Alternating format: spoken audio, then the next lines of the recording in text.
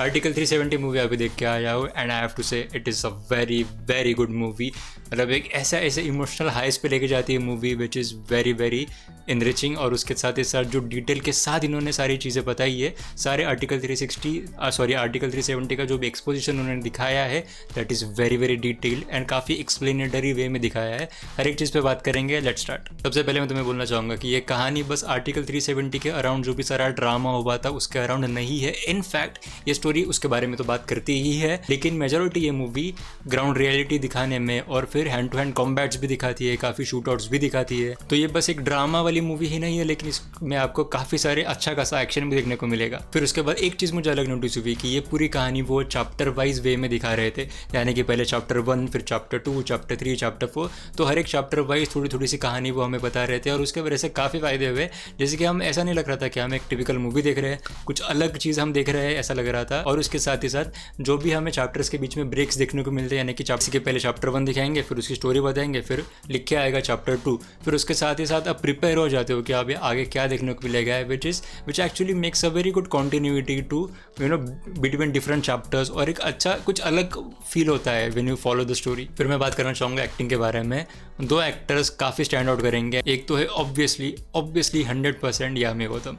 She was the star of this movie. उन्होंने उनके acting से सारी मूवी को कैरी किया है and she is phenomenal. Be it emotional scenes, be it drama वाले सीन्स, बीट एक्शन वाली सीन्स। उनका एक मोनोलॉग उन्होंने दिया था, मूवी के शुरुआत में ही आता है, थोड़ा सा फर्स्ट हाफ के around, and that monologue was such a strong. और वो मोनोलॉग में मतलब she is a Kashmiri girl, और वो कश्मीर की जो रियलिटी है वो उस मोनोलॉग के माध्यम से बताती है एक कैरेक्टर को। कोई भी स्पॉइलर नहीं है, डोंट वरी। जब वो सारी कश्मीरी ग्राउंड रियलिटी बोलती है, तो वो सारी जब कश्मीर की ग्राउंड रियलिटी एक्सप्लेन करती है थ्रू दैट मोनोलॉग, बैकग्राउंड में कुछ भी आवाज़ नहीं है, know music, and you just feel very very gripping उस मोमेंट पे।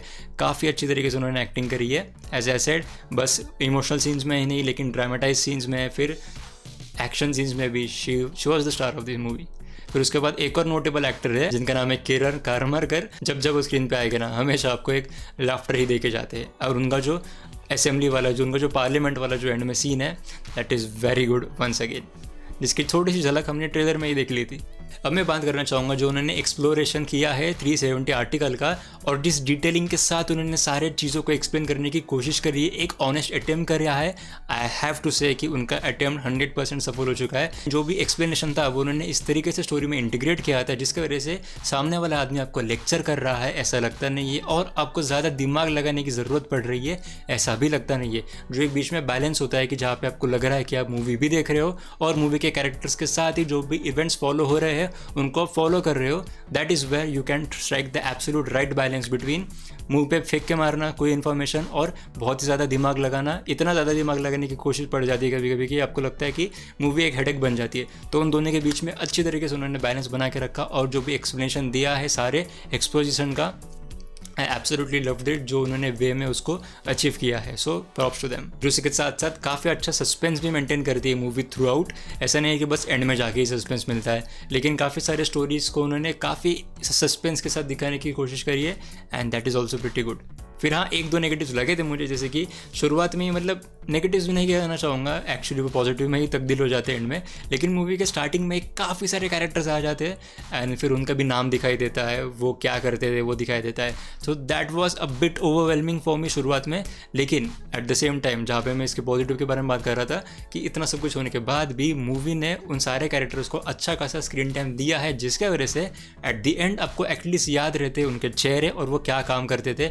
नाम शायद याद नहीं रहेगा, लेकिन एटलीस्ट वो उनके चेहरे और वो क्या काम करते थे वो तो उतना आपको याद रहता ही है, जिसकी वजह से स्टोरी समझने में कोई प्रॉब्लम होती नहीं है। फिर अगेन आई हैव टू से दिस कि कहीं ना कहीं जब हम ऐसी हिस्टोरिकल मोमेंट्स पे मूवी बनाते हैं तो उस पर कुछ ना कुछ सिनेमैटिक लिबर्टीज़ एक क्रिएटर लेता ही है, तो आई थिंक इसमें भी लिए ही गए होंगे। और जिसमें मुझे डाउट है कि जो एंड में एक सीन आता है वहाँ पे जो एक आदमी है, सो वो अपने CRPF जवानों को ही मार रहा है, एंड वो काफ़ी एकदम हीरो के अंदाज में आता है। And I think that was a wasted character, मुझे वो इतना पसंद नहीं आया। लेकिन एट द सेम टाइम जो भी मूवी की पूरी जो टोन है, कहीं पे भी आपको ओवर पेट्रियोटिक मूवी नहीं लगेगी। जैसे कि एग्जांपल देना चाहूँगा, फाइटर मूवी का समझ लो। अब वो मूवी में कुछ कुछ डायलॉग्स तो ऐसे हैंडक्राफ्ट करके ही डाले थे जिसके वजह से थिएटर में लोग सीटी मारे, और वो मेजरली थे पेट्रोइटिज्म वाले डायलॉग्स। लेकिन यहाँ पे हमें ऐसा देखने को नहीं मिलता है। यहाँ पे ओवर पेट्रोइटिक किसी को दिखाने की उन्होंने कोई भी अटेम्प्ट किया नहीं है। जो स्टोरी है, we are sticking to 370, so we are talking about 370 and that's it. फिर उसके साथ साथ नेचुरली जो एलिमेंट्स आते हैं पेट्रियोटिक वाले आते ही है ऑब्वियसली, तो जो नेचुरली आते हैं वही उन्होंने दिखाया है, और उसको भी ज़्यादा ड्रामेटाइज करके नहीं दिखाया है। So overall you feel grounded and which is a very good thing. बाकी जैसे मैंने पहले बोला कि मूवी में काफ़ी सारे हाई पॉइंट्स देखने को मिलती है, जिसकी वजह से स्टोरी बिल्कुल भी बोर नहीं होती है, और राइटिंग भी काफ़ी काबिल तारीफ थी इनकी, क्योंकि कुछ एक दो ट्विस्ट भी काफ़ी अच्छे थे। वो भी देखे, अब सीसीटिया तो मारोगे ही, मतलब पक्का है कि अब चिल्लाओगे तो डेफिनेटली थिएटर्स में ऐसे अच्छे खासे उन्होंने ट्विस्ट भी डाले थे। तो या that's all I want to talk about this movie. लेकिन अगर आपने उड़ती उड़ती खबर सुनी होगी, अवतार द लास्ट एयरबेंडर एक नाम की सीरीज़ आई है नेटफ्लिक्स पे, तो उसका रिव्यू इस वीडियो का खत्म होने के बाद थोड़ी देर से ही आ जाएगा, लेकिन मेरे दूसरे चैनल पे आएगा। उसका नाम है पीकी इनसाइट्स। उसके चैनल की लिंक आपको इस मूवी के डिस्क्रिप्शन में मिल जाएगी, तो उसको चेकआउट कर लेना।